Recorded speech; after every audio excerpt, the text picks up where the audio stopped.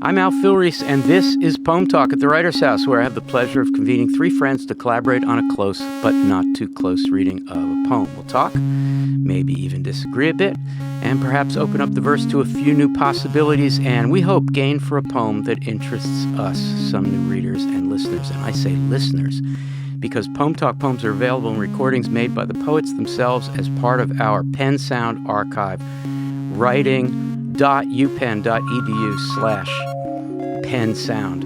Today, I'm joined here in Philadelphia at the Kelly Writers House in our Wexler studio by Abdulhamit Arvas, teacher, scholar, critic, whose focus is early modern literature and culture, comparative histories of sexuality and race, queer theory, cross-cultural encounters, and Islam in the Renaissance, and whose current book is tentatively titled Abducted Boys, The Homoerotics of Race and Empire in Early Modernity, which concerns early modern sexuality and race in a global context, and who I am thrilled to say is a colleague here at the University of Pennsylvania. And by Dagmawi Woubshet, scholar of African American literature and art working at the intersections of African American, LGBTQIA+, and African studies, whose 2015 book published by Hopkins is The Calendar of Loss, Race, Sexuality, and Mourning in the Early Era of AIDS, and whose many other publications include the co-edited volume Ethiopia, Literature, Art, and Culture, a special issue of Callaloo, 2010, and who is also, I'm happy to say, a colleague here at Penn. And by special guests coming not from Penn, but from Rutgers today, Carlos Decena, an interdisciplinary scholar and writer who is a member of Rutgers University's Department of Latino and Caribbean Studies and the Department of Women's, Gender, and Sexuality Study, whose publications include the book Tacit Subjects, Belonging and Same-Sex Desire Among Dominican Immigrant Men, and whose new book, to be published by Duke in 2023, is titled Circuits of the Sacred, Fagotology in the Black Latinx Caribbean, who spent many years in Philadelphia and indeed at Penn, and who is being warmly, very warmly welcomed on this very day back to the Kelly Writers House. Carlos, it is a joy to see you. Thank you for making the trip. It's great to be home. Yeah, home, I love it. Yeah. Oh, it's a warm welcome. That's fantastic. Thank you. Hamid, good to see you. Thanks for coming down. This is your first Poem Talk, I hope, of many to come. It is indeed, and I hope so too. Fantastic. Dag, good to see you. Good to see you, Al. Well, today the four of us have gathered here to talk about a poem by John Ashbery. It's called Some Trees and first appeared in a book in 1956, his first book, titled Some Trees. But the poem had been written when Ashbery was an undergraduate at Harvard and first published in the Harvard Advocate. It was written during the evening of November 16th, 1948, when the poet was just 21 years old. Pen Sound's John Ashbery page is an extensive collection of hundreds of recordings organized with the blessing of John himself and with fantastic assistance from his spouse, David Kermani. This vast gathering includes two recordings of the poet reading our poem. The one we'll hear now was part of a radio interview conducted by John Tranter and broadcast in Australia, and then later recorded and captured here for Pen Sound, and that recording was made in June of 1988. So here now is John Ashbery performing Some Trees. Hey, this poem is called Some Trees, and this is, I think, well, if not the oldest poem I've kept, at least the second oldest. It was, in fact, written 40 years ago, 1948. Some trees. These are amazing, each joining a neighbor, as though speech were a still performance. Arranging by chance to meet as far this morning from the world as agreeing with it. You and I are suddenly what the trees try to tell us we are, that their merely being there means something, that soon we may touch, love, explain. And glad not to have invented such comeliness, we are surrounded, a silence already filled with noises, a canvas on which emerges a chorus of smiles, a winter morning. Placed in a puzzling light and moving, our days put on such reticence, these accents seem their own defense. So what could be amazing about trees? I mean, there are probably 5 or 6 senses of amazing, but let's try some out. Carlos, what could be amazing about trees? Something about their girth. Amazing as in awesome. That strikes you. It reminds me a lot of the sublime in Byron. That sense of this sort of, or even Shelley. So it's a romantic gesture, possibly at the first. Maybe, but it just it strikes me. You know, I read this poem in one of your classes, right? Oh, you're just going to say that right from the Oh beginning. yeah, I right? will, because Say for the record, you were just about the age of the poet when you were actually younger. I was younger when I first read him, because I think I read him when I was 15, because I took your summer class, and I was still transitioning to English at the time, and it strikes me as it strikes me that it's kind of an editorial comment that precedes descriptive language. He opens with, "These are amazing," but you don't know what you're looking at. So it sets you up in a way to say, well, what exactly is it that you think is so amazing? Perfect. Thank you for starting there. Other sense, Dag, of amazing? Yeah, I was just going to say, even before you get to the trees, I love how inviting that first line is. It is one of the most ordinary ways everybody, whether you're literate, the literati or not, express or use to express astonishment, awe. So I love how inviting and ordinary it is, but then that simplicity will flip on you. Syntactically, it's such Very a simple soon, beginning. yes. Okay. So I like that tension, too, of that, the simplicity of the opening line, the invitation of the opening line. Fantastic. And then what's to All come. right, Hamid, now, soon we realize that the physical relationship of these trees is complicated. So is there a sense of amazement? The origin of the word amazement has to do with our word maze, confusing, complicated. Is it possible that amazing refers to the complication? And maybe you can start us on to what the trees are doing. How could trees join a neighbor? What's the physical description we're trying to get here? Yeah, I think the first sentence, no matter how simple it is, as Dag said, is also as complex. Especially, I'm struck by it starts with "these are amazing each." The movement from the plural "these" and ending with "each," which forces you to move to the next line. But if you don't move to the next line, still, these are amazing each. Like, are they amazing together? Or are they amazing individually? Well, boy, that is the whole point of the poem, Exactly. isn't it? So this is why I'm moving from the first line to the, I think, complexities, because at the same time, you don't even know the speaker is talking about trees if we didn't know the title. Yeah. I'm Right? going to guess that there isn't an arborist among the four of us. So let's just bullshit then, as sort of educated non-specialists. Trees can join neighbors? What kind of tree and how and under what circumstances are trees actually collaborating, either at the root structure or in the branches? I was gonna Arborist jump. number one goes first. Well, so here's the thing. I was thinking about good fences make good neighbors. That like, what is the just to kind of get a sense of the chronology, because joining a neighbor is the neighbor in right. Frost's It's the Mending Wall. neighbor, and also the neighbor could be joining a neighbor of trees, but it's also joining neighboring plots, if you will, that are separated. So I kept thinking that there was a real slide in the phrasing, between the anthropomorphic vision of neighbor, being a neighbor, and the non-anthropomorphic. The like, this is about trees, right? You are amazing. This is great. I've never thought of it this way. So if Frost is making the conservative argument one way or other that Good what fences we make use, good we neighbor. use nature and we supplement nature with things like walls in order to keep ourselves separate and apart and subjectively distinct. And we know that John Ashbery is arguing the opposite. He's arguing for convergence. He's arguing for meeting. He's arguing for love that means connection. And so it begins with a kind of counter argument to mending wall. I just love that. Yeah, that's kind of what I was thinking. All right. Hamid, where were you going to go? No, that's brilliant, Carlos. What I was thinking, I was imagining where the speaker stands in relation to trees.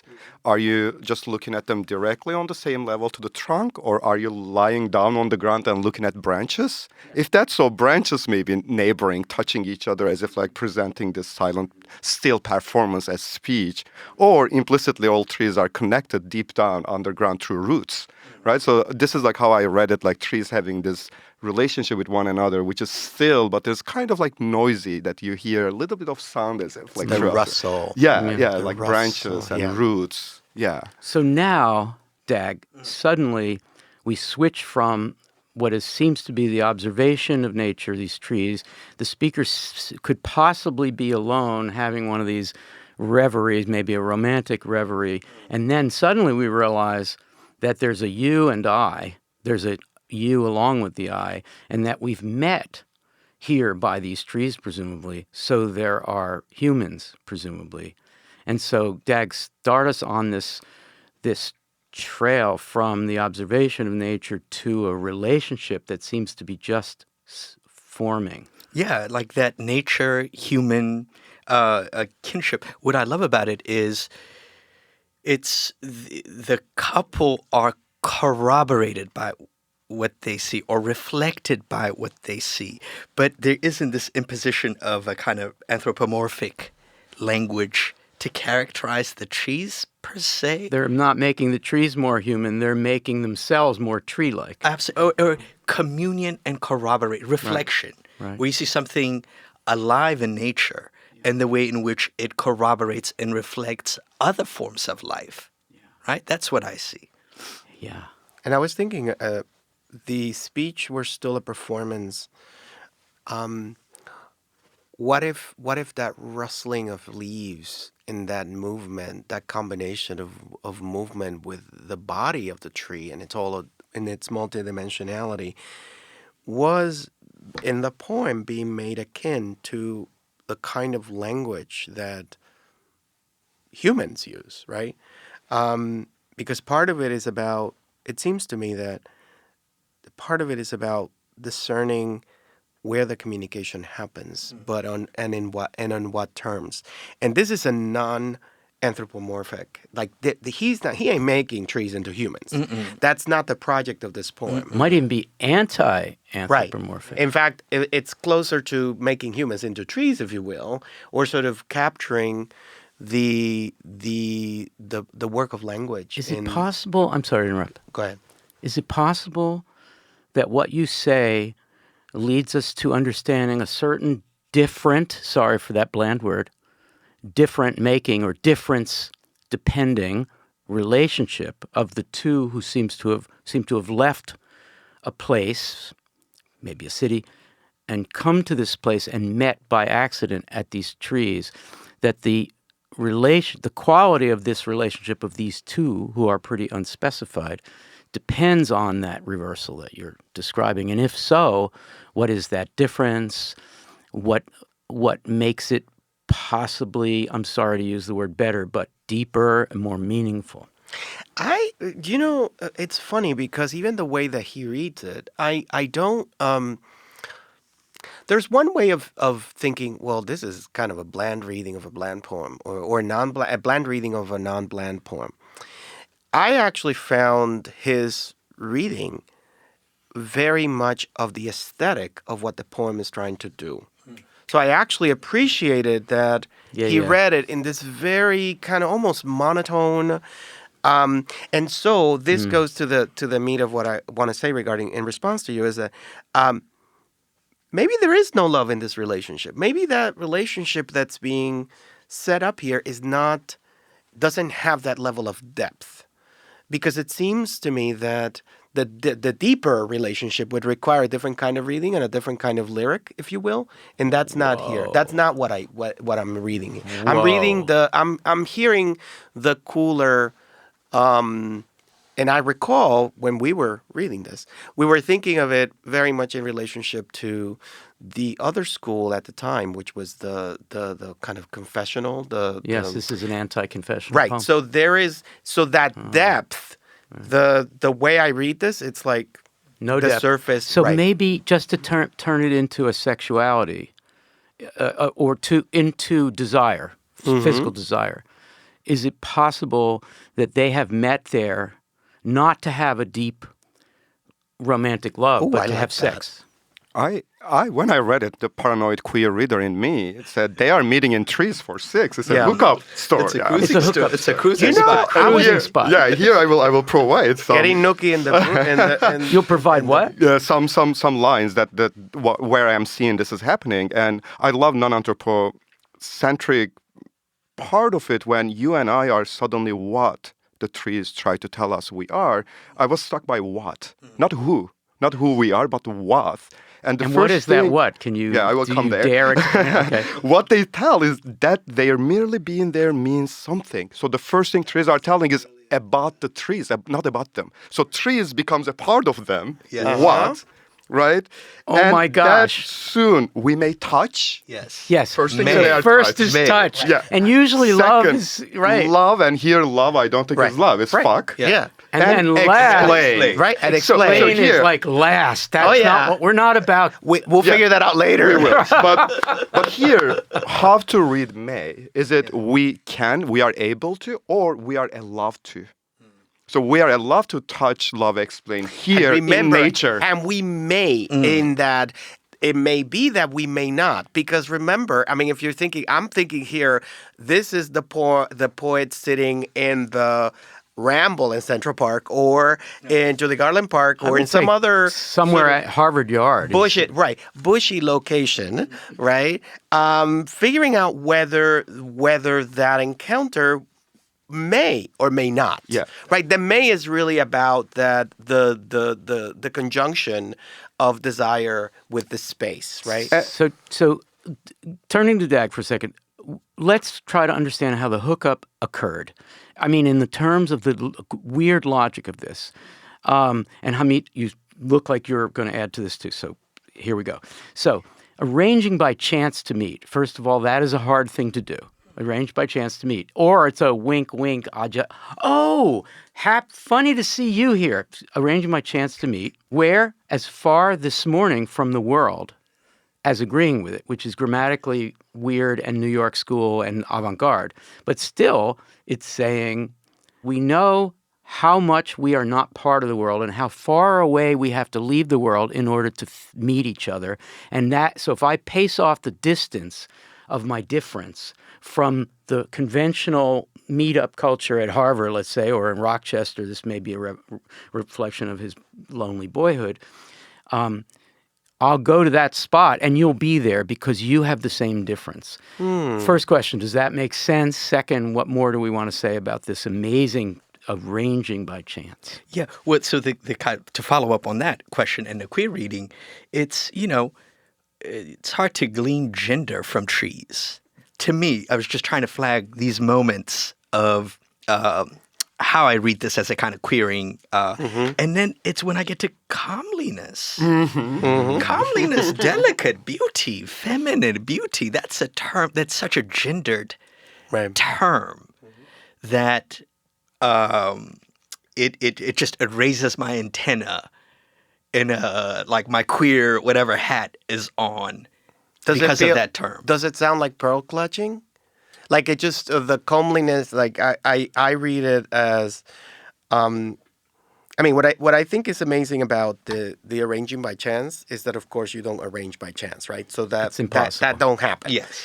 And if it does happen, it's the fancy that funny seeing you meeting here. you here. Oh yeah. And it may be that by the time that funny you're already taking a nosedive somewhere in the park, and it just so happens that your fellow professor or your fellow poet shows up. But glad not to have invented such comeliness feels to me, and I may be mispronouncing the term here, but the comeliness to me strikes me. It strikes me as the mannered, the drag of manners we must wear to work our way through the regular world. I mean, this is 1948. I'm also thinking about the time. I'm thinking about code, how much code he's deploying in the poem to say something that he can't really say explicitly. But not about homosexuality itself, but maybe simply about the geographies of queer desire writ large. Isn't a definition of cruising spots, in fact, aren't they arranged by chance? Yeah, that's exactly right. Yeah. That's actually a very succinct and apt definition. Yep. And usually happening under trees in nature. There we Right. go. Right. And I like how the sentence starting with arranging by chance to meet as far this morning from the world as agreeing with it, and all you called it like weird. I would call it a queer structure. Starting, it's not a straight structure, right? Queering It's compelling. conventional idiomatic English by using the two as comparisons. Right. Exactly. Right? As far this morning from as, right? So he's doubled the comparison and he's created a negativity, Hamid. He's saying basically, we don't agree with the world. I am running away from the world as far as to the extent that I don't agree with it. Yeah, but Or still it I'm can't a part agree, of it. or it can't agree with me. Yeah, that's a difference question. I think you are posing this line as like structurally comes at kind of a not totally inverted, but queer in a sense it's not straight. Makes us think you and I in the realm of straightness and in the realm of queerness and queer language. It's a kind of code. I think that's the kind of to me it suggests that when you stumble, depending on how your ear is structured, like the movement through these, weird setups, right? Depends on you could say arranging by chance to meet as far this morning from you could just read them by verse by verse, and of course they're going to sound different. But it's what seems to be going on here is there is some trees, right? It's the whatever you have in front of you, plus the layers of weirdness, queerness. I mean, it's really set up for you to kind of catch that there is something else going on. And that perhaps it's really the quote-unquote awkwardness that hints at this other narrative or set of narratives that could be permeating this. Some of it is about cruising, but that still keeps it at the human level, right? It could be about the trees. It's the language of the tree. I mean, we have all that together. I want to think about cruising in distinction from or in relation to merely being there, because the trees can't cruise. They are rooted. Right. And so you go to the trees and you say, damn, that's amazing that they get to stay here. They don't have to cruise. The trees don't cruise. There's a whole lot of neighboring going on among the trees. In fact, I think if we understood the sexuality of trees, which none of the four of us do, we didn't do our homework, there's probably a whole lot of reproduction that goes on without having to cruise, because trees don't have that option. And there is, insofar as that line is sincere and unironic, these two who've met are kind of momentarily jealous that the trees are already there, and that means something. Mm-hmm. That they're merely being there means something. What do you think of all that? I was thinking a lot about that earlier when, as I was, coming here, and thinking about the way he reads it.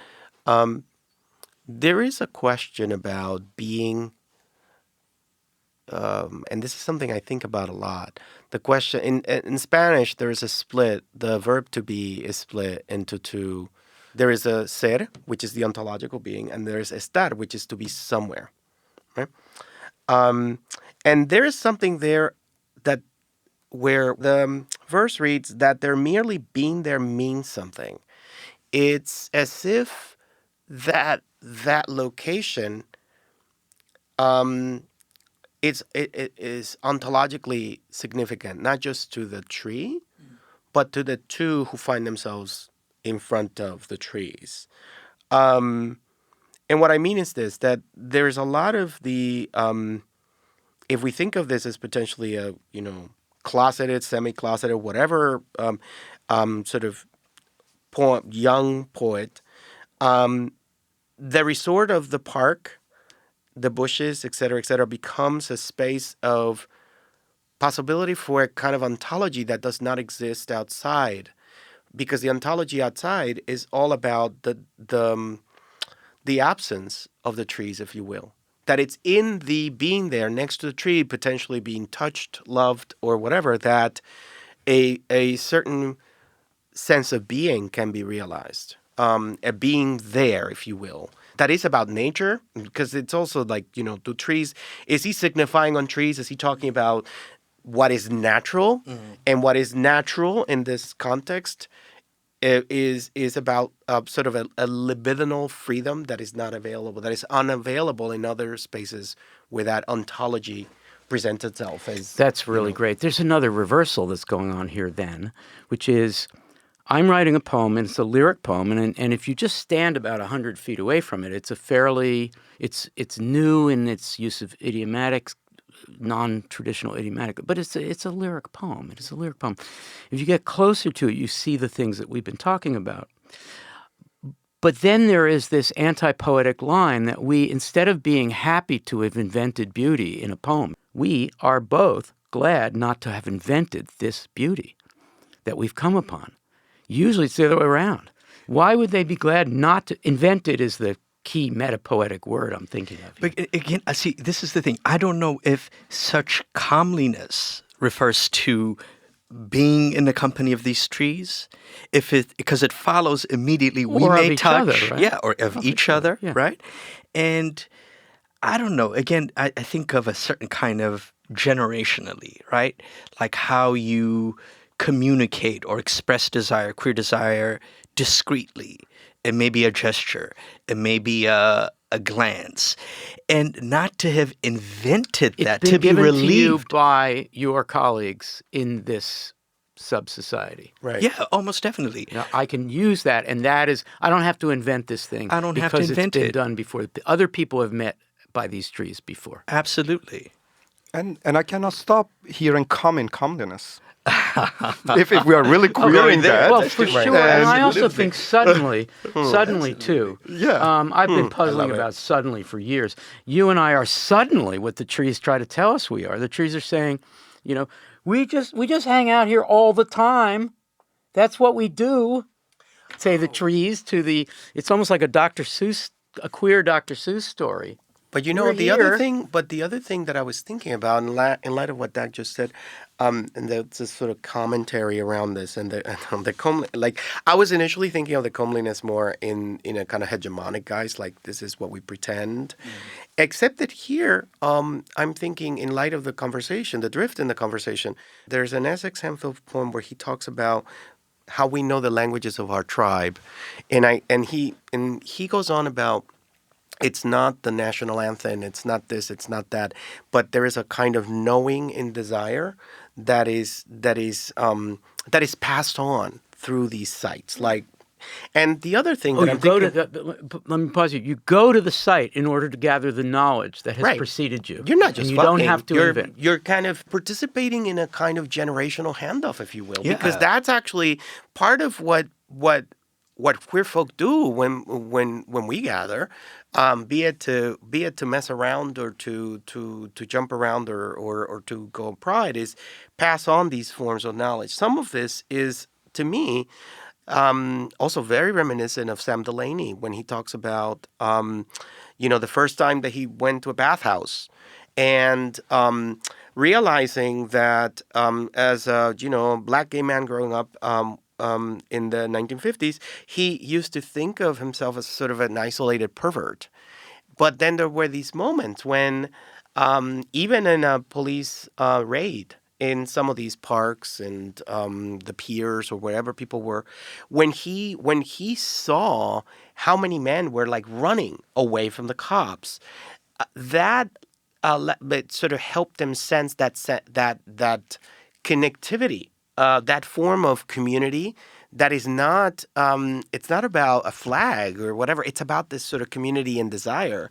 And so much of the movement work has been about building on something that is not about desire and what you can locate by being near the tree, right? I was just going to say, there's no like in 1948, there's no primer. There's no Right. porn to look at. Right. There's no kind of, There's not even everything you always wanted to know about sex. But, so not even that. And just to your point, it is true. It's these sites have been so crucial in terms of one's own initiation. Also, what to do. One can harbor desire, queer desire, right? But in terms of how to articulate it, how to express it, what sex entails, these are things we also pick up by watching other people, doing, right? And if we think of this as a Harvard poem, because he was at Harvard, it was published, talk about coded, it was published in the Harvard Advocate, which was a pretty straight group, but it was also going back to the 1890s when George Santayana was like the faculty advisor. It was a kind of place to go to meet other queer people. Mm-hmm. So he's writing this poem at Harvard. He's also saying, I got to get the hell out of Harvard in a way. I mean, there is a biographical reading possible. I'm sorry, I'm not familiar with the biographies, but I assume that's what's going on here. Can we deal with the last two lines? They strike me because of the last line strikes me as a metapoetic reference to these very accents, these things I'm writing on this page. Our days put on such reticence. And he was, John Ashbery, whom I knew a little bit, a reticent person, shy and really shy about it for decades, Our days put on such reticence, these accents seem their own defense. I mean, what do you do with that? Get us started. Sorry, I threw that to you. That is, I think, one of the hardest lines in this poem, and they are truly, when combined, they are puzzling, and puzzling is a word there. I think that is a signal for us to think about it as a puzzle. But, as an early modernist, when I read that line, I also read accents as lines. And about this is a line about writing lines, seem their own defense, immediately reminded me of Sir Philip Sidney's, defense of poesy. And that's absolutely. probably That's what that is. Not surprising that, Carlos, you started the first line, reminded you Percy by Shelley, who also wrote a kind of defense of poetry. Right. So in that sense, Right. this poem suddenly becomes aligned in a romantic tradition that kind of like looking at the nature and mediating about human existence. And this becomes a defense of poetry itself, that these lines will speak in reticence. And then this poem will speak for itself in a way, and ending up making poetry more beautiful than nature. You really did that. Can we just pause for a second and say, Hamid, where have you been all my life? I mean, that was such a really, really amazing thing that you just said. There's literary history in it. Yeah. Dag, you were going to say something. Yeah, I was just following up on Hamid's point, where exactly that enigmatic line, it reprised a lot of like what we think of things that are ostensibly opposites: speech and still performance, silence filled with noises, a chorus of smiles, right? So to come back to that line, these accents I was thinking of, this is such a poem about speech, but that's reticent, or so how one, not a kind of accent in a sense like a mark, a diacritical mark, but modulation of voice, kind of timbre, pitch, how we communicate via accent. So I like how that word picks up on this tension that's been building up throughout the poem. And then also that last line, I thought it's like its truth value is in its declaration, right? Like these accents seem their own defense. There's a way in which, Al, as you said, there's something meta about it, there's something self-reflexive about the whole poem. And that line seems to encapsulate, via declaring it, right? Encapsulates the poem's value or truth value. I don't want to use essence. Yeah. That's really great. I mean, I think 1948 is, and he's an English major at Harvard. This was the heyday, the first heyday of the new criticism. And the buzzword, and he was taking all these courses from these old historicists, And then the younger people, the more attractive people, would be the new critics because they were against the old historicists. And the buzzword was autotelic. Poems can be their own worlds.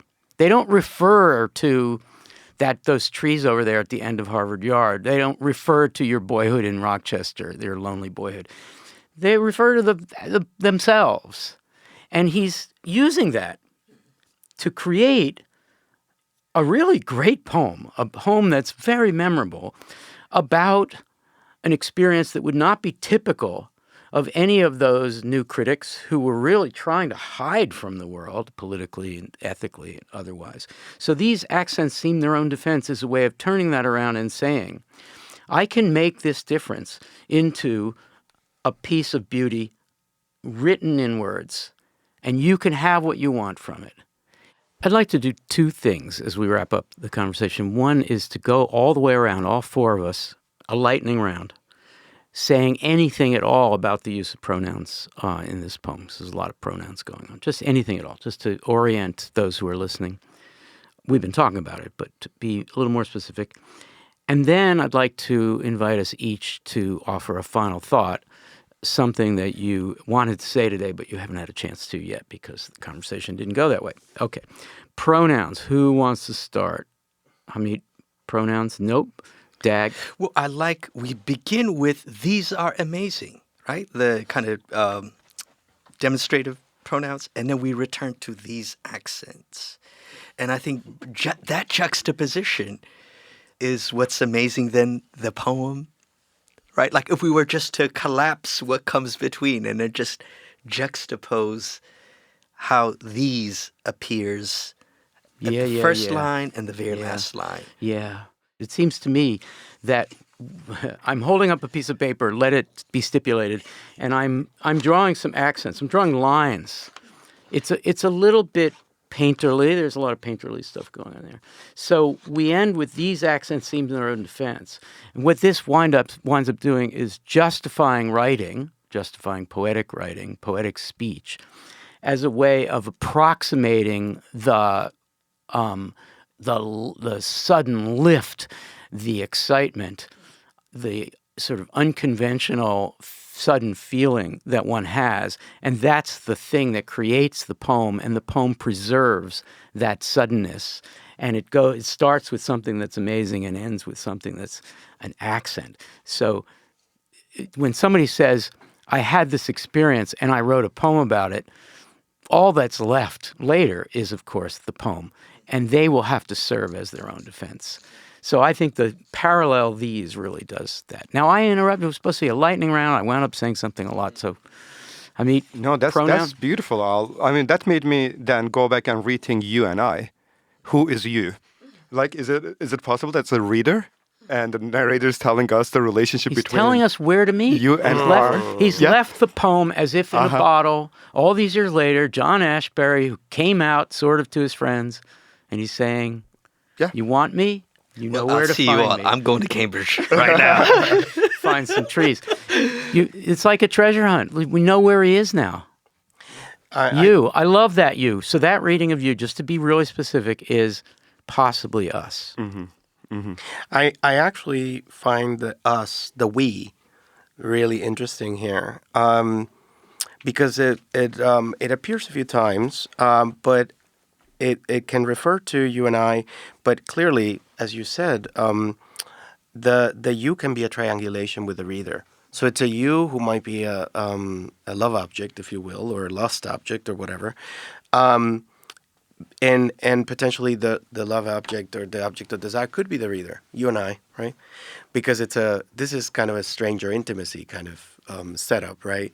The poet is developing this sense of intimacy with the reader, the poetic voice. So it may be that the poem is actually cruising the reader, but the we, because it's it could be that you and I, whatever that you is, right? So it could be you, but that you is clearly multiple yous. And so there is something there about, holding multitudes, if you will, in that A favorite topic of yours, by yeah. the way. I've just read your book, and it's all in there. Okay, my lightning round, then we'll do final thoughts. I want to compare the we in We Are Surrounded to the our in Our Days. So we are surrounded, I think, is the you and I, the two of them. Let's stipulate for a second that the you is not the reader, but someone that the I has met. There at this spot, this special spot. So we are surrounded is a kind of it's elation, it's ecstasy, it's that sudden, we're surrounded by nature, we're surrounded by each other, part of the comeliness. But then Our Days, I think, broadens out to a more general, not all the way to Our Days, the entire era of the late 40s, everyone, but to those who are in the prospective community that's being invited to come out and try the trees, right? So Our Days is addressed to the community, which fits with the metapoetic reading of the end, which is to say we are going to start making poems like this. And so we invite you, and this is what our days are like, reticent or not. So I like the move from a specific we of this couple presumably loving or having sex to our in Our Days. And It Our could be more Days- than two. And it could be more than two, and don't forget the trees. Right. And I love that owl, and especially Our Days, not like all human community, but still, if we continue with the queerness, what if it's just a queer life puts on such reticence, such kind of silence that poetry is its defense. Let it speak the unspeakable through That's right. poetry. Love that dares not speak its name, speaks it in poetry. Right. Fantastic. Yeah, I think that Our Day, if days is like epoch, era, time, this is our time, and I think I have a roadmap. And how it's not about- conventional. How about thinking about accents as in not just traces, but also ways of speaking, code? Again, these accents. Oh, yeah. Yeah. These accents, it's like these are ways of moving through the world with language. Final thoughts. So each of us gets a final thought, something you wanted to say but didn't have a chance to yet. Well, I can start. First time I read this was last night, the poem. And I must say, when reading it closely for the first time, it being about tree and me being a Shakespearean, I couldn't kind of like stop going back to Shakespeare. That reminds me, As You Like It, the stupid lover Orlando writes poetry on trees and writes sonnets and hang them on trees, kind of like speaking his love to Rosalind, whereas Rosalind is cross-dressed as a beautiful boy in the forest of Ardennes that he cannot even see his lover, but he pretends loving poetry and carving Rosalind's name on trees. I'm like, this poem is almost saying, how stupid you are, Orlando.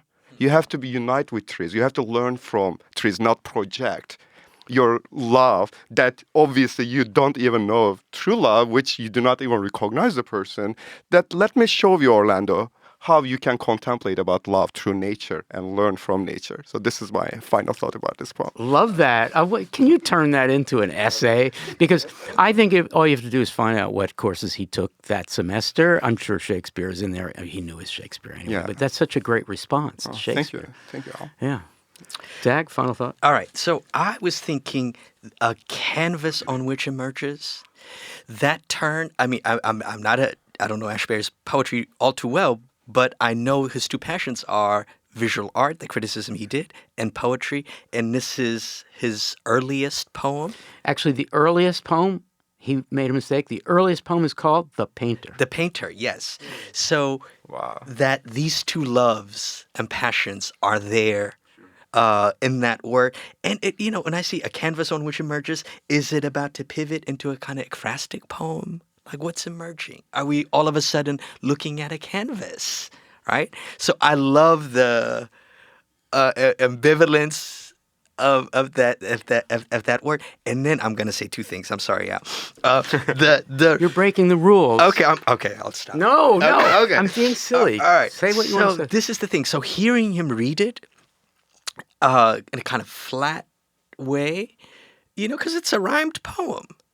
But the way he uses, you hear the enchantment so clearly when he reads it, so that almost reads like free verse. But I had to, it's here, because I wanted to read it where I'm emphasizing that, the rhyme scheme.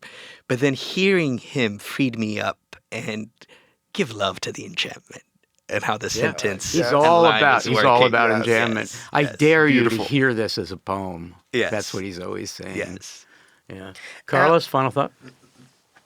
I'm going to ask you a question. Did you ever read this in class when you were teaching it? Yeah. Because I recall... Because we didn't have access to the recordings. Right, because I recall you reading poems a little bit like this. And when I heard Ashbery, I knew the poem. I was familiar with the poem. But when I heard him, I actually thought of Al, the way you... And it may have been that you read Ashbery in a little bit in the style. One of the things that really struck me about even the conversation that unfolded here is that I don't think I would have gone in to kind of quote unquote execute this particular kind of reading without the partnership that we developed here, partly because I've always been stumped with Ashbery with his reticence. That's always been You a being problem. not a very reticent person. Right, like being the exact opposite. I remember you did say one time that I flew out of the closet, didn't come out. Well, I heard that you go around saying things about me. It comes back to me. Wait, I said that to someone else? Yes, you did. Many years ago. Gosh. Somebody said to me, "Yeah, Al said that you didn't come out. You flew out of the closet." I'm like, "That's about right." Did you? So it's okay that I said that. Oh yeah, it's okay. It's totally okay because I drove everybody should've insane. No. I remember I drove everybody insane when I came out because I was sort of very adamant. You remember this? So the blonde wig and the modern and contemporary American poetry stuff, and you remember that. Anyway, so what I find is that the aesthetic here and the posture of the poetic voice. And it may be that, of course, it varied throughout his career, but I've always really struggled with him going into his work precisely because there's so much in the work that's being held. It's a bit that sense what he talks about. We are surrounded, and so whatever joy you get out of Ashbery, it is about finding these places of apparent. Sloppiness that's not sloppiness at all, that's intentional, that's about a kind of twerk in the path, if you will, to get through the reticence. Because otherwise he really doesn't give you a lot. He doesn't give you a lot emotionally. He wants you to do all this other work. He wants you to do the work. And of course you are totally willing to do the work, and that works out. It's a good arrangement. Well, we like to end Poem Talk with a minute or two of Gathering Paradise, which is a chance for all of us, if you're quick, to gather a little something really poetically good to hail or commend someone or something going on in the poetry world or the music world or the fiction world or the film world. So who wants to gather some paradise? This is a recommendation. I can start. I want to... I'm very much looking forward to reading Ocean Vuong's new book, Time is a Mother, and partly because I think he's a national treasure, and Say that again. there is something about his. I listened to him in Krista Tippett's On Being show. He did a duo with her right at the beginning of the pandemic, and I remember being completely undone by the way Ocean approaches writing, the way he thinks about writing, and the way he thinks about vulnerability. There is just something in the work that I find really, really compelling. Like he lets you in a way that's very unusual for a writer. So I'm really looking forward to being a hot mess reading Ocean Vuong, because that's actually what happens to me when I read people like that. Great recommendation. Thank I you. actually brought the same. Ocean you Vuong, really? Time is a Mother. Amazing. Yeah. And I heard an interview, I think it was last week or week before, and he was on Terry Gross, and I found myself crying just listening I just to couldn't him. stop. Yeah, I can't stop crying when I listen to it. And 3 days later, I ran into him in the neighborhood. He was coming with a friend for coffee, and I was a total fanboy. I was like, "Are you Ocean Vuong? I love your work. I think you are a light in this world. Yeah. Keep doing what you're doing." Yeah. A double recommendation. We haven't had that happen. And we did not talk And you didn't before, confer. y'all. Sure. Talked before, and it Okay. is right here. Yep. You got it. Yeah. Proof. Very good. Okay. Wow. Amit? When I thought what I can bring, I tried to think what I have on my desk to read, and unfortunately, none of them are about contemporary or modern literature, but all Renaissance. But I thought I can recommend something from Renaissance poetry that can kind of bring the question what Renaissance poetry teach us about our problems today. So I would like to recommend the most recent issue of the Journal of Spencer Studies, which is on Spencer and race, edited by Dennis Britton and Kim Coles. So it really brings us, Spencer's writing, multiple chapters on Fairy Queen, as much as I can tell, about thinking about anti-Black racism and its origins in Spencer's literature, how English poetry is contributing to race-making projects. So that will be my recommendation, I guess. Excellent. And you're referring to the period in which you work makes me want to ask extracurricularly, what it was like to be told, come on, let's talk about a, modern poem. No hesitation, no anxiety. Read it last night. You clearly didn't prepare. No, both hesitation and anxiety was there, but with such an excellent company, I'm like, I'll take the risk. So thank you for inviting me, Al. And now you'll come back. I will. Sometime. Okay, great. That's great. My Gathering Paradise. I am sitting to my left is Paradise, Carlos Decena, whose second book is coming out from Duke University Press in early 2023. I guess we should just say spring 2023. It's called Circuits of the Sacred. You'll remember it from my introduction at the beginning. Faggotology in the Black Latinx Caribbean. I have now read it twice. I think I read it in an earlier version and then another one that Carlos sent me, I guess, this past summer. I'm very excited about it. It's fantastic work.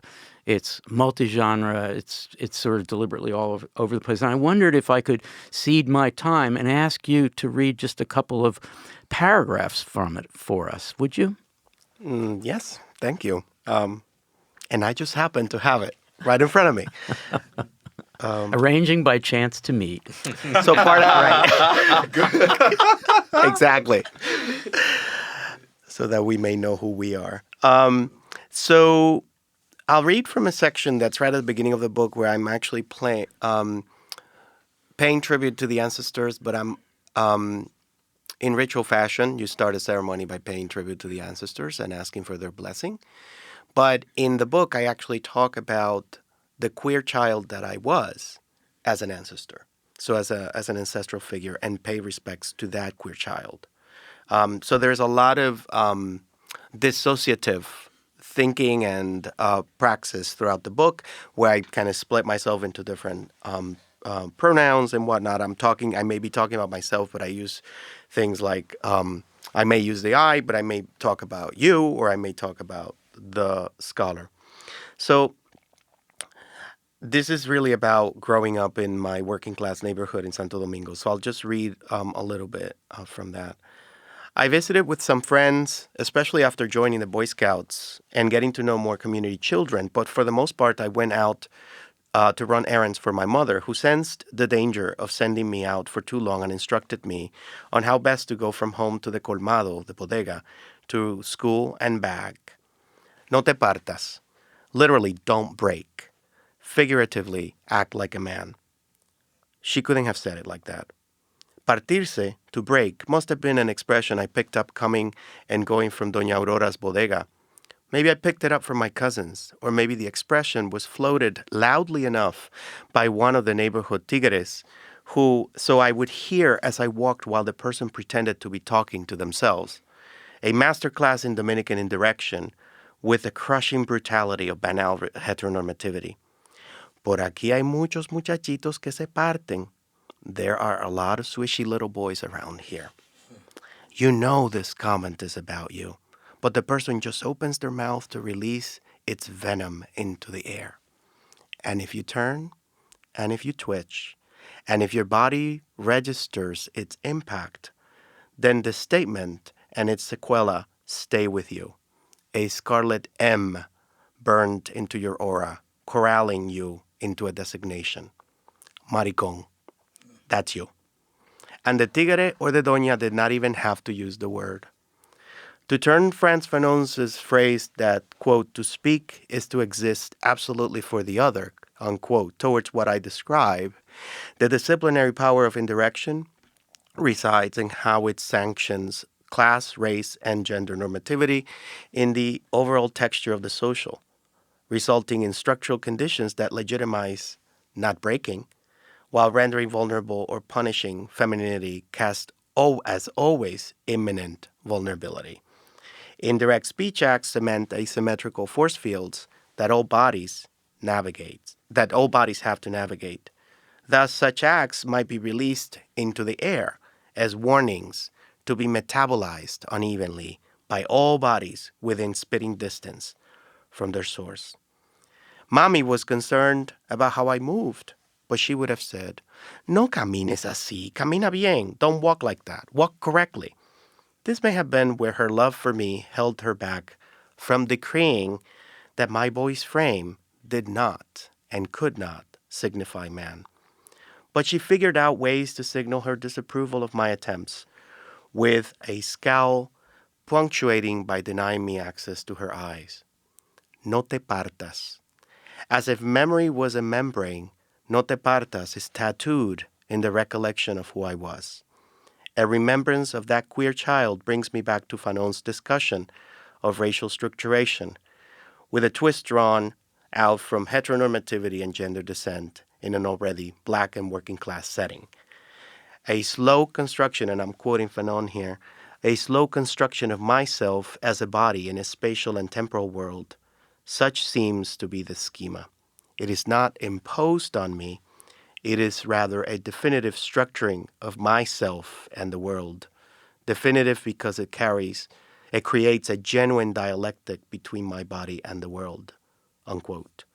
The guiding hands and words of my parents could only take me so far, since it was my central task to discern accurately the topographies of my surroundings, a structuration of the body I was to approximate, and for which I ingested as codes, interdictions, enclosures, a whole grammar for being and moving in my world. Thank you, Carlos. That's amazing. And it's such a brilliant, that passage. So I sort of requested that passage, and then you found a good way to Lead into it. And it's such a great explanation of form, intentions of indirection. It's really amazing. The book, Thank you. Thank you. The book is coming out from Duke, and it's called Circuits of the Sacred Phagotology in the Black Latinx Caribbean. Well, that's all the touching, loving, and explaining we have time for on Poem Talk today. Poem Talk at the Writer's House is a collaboration of the Center for Programs in Contemporary Writing and the Kelly Writer's House at the University of Pennsylvania and the Poetry Foundation, poetryfoundation.org. Thanks so much to my guests, Hamit Arvas, Dagmawi Woubshet, and Carlos Decena, and to Poem Talk's director and engineer today, Zach Cardner, and to Poem Talk's editor, the same amazing is a significant word today, Zach Cardner. Next time on Poem Talk, I'll be joined by Eric Falchi, visiting us from Berkeley, along with Julia Block and Charles Bernstein, to talk with me about two poems by Maggie O'Sullivan from her amazing book, Another Amazing, In the House of the Shaman. This is Al Filreis, and I hope you'll join us next month for that or another episode of Poem Talk.